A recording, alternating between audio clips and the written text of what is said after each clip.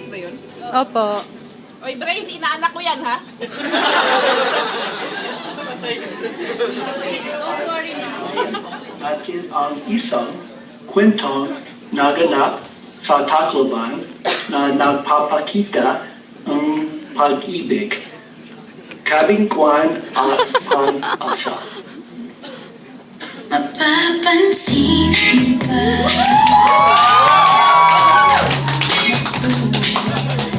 Kahit nasa sulat lang ng iyong mga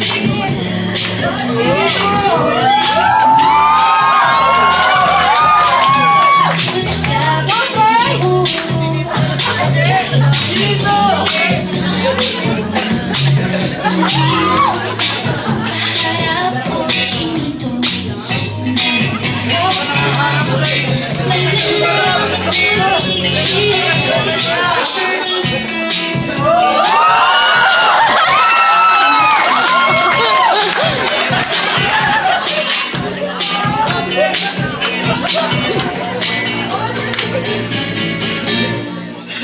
Only you can make this world seem right. Only you can make my darkness bright. Only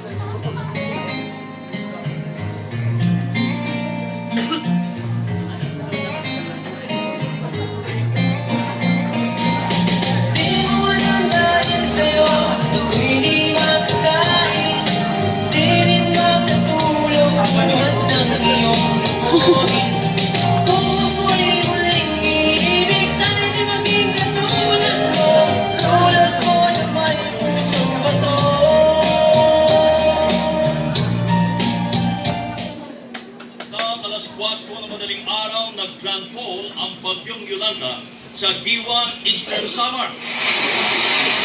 Pero hanggang Tacloban City, ramdam na ang hagupit ng malakas na hangin dala ng bagyo. Nandito tayo ngayon sa may pier ng Tacloban.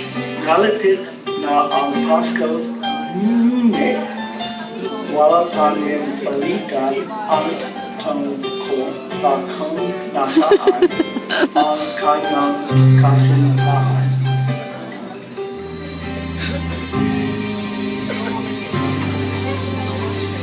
Gusto na naman buluhan ka.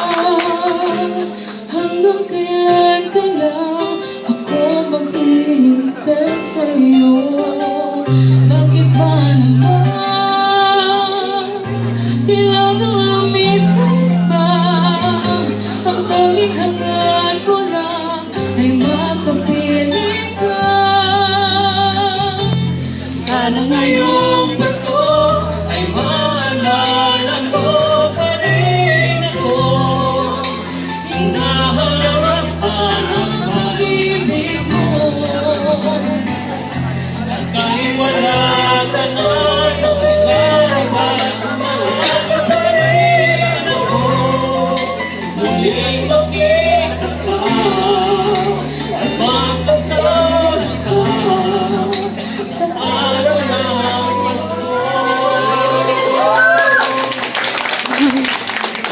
Ipag makalimot sa trahedya na pagkasilyanan ni Grace na lalunod. Manila at na lamang ipagdiwang ang Pasko.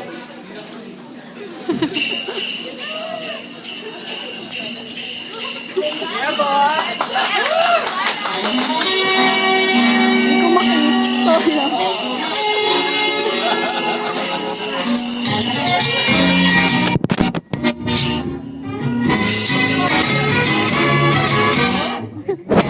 Hindi kaya.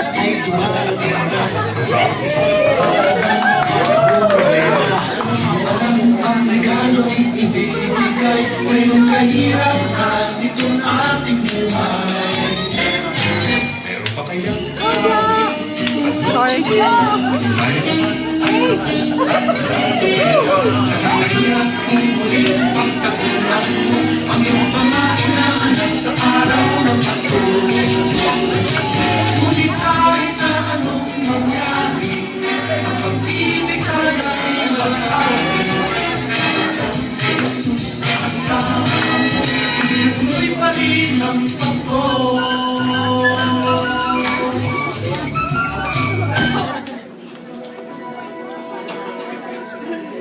Kahit anong dilugyo man ang dumating, magkarayo, mangkayo, at magdusa.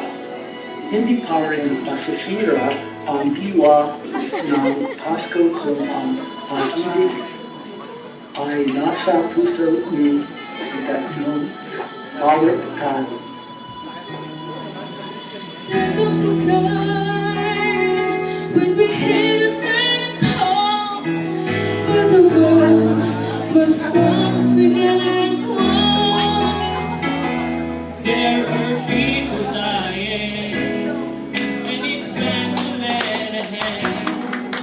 Tonight. Greatest gift of all.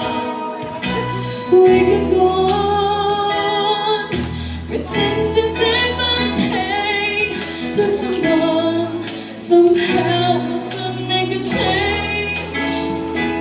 We are all a part of God's great big family, and that's true. You know, love is all we need. We are the children.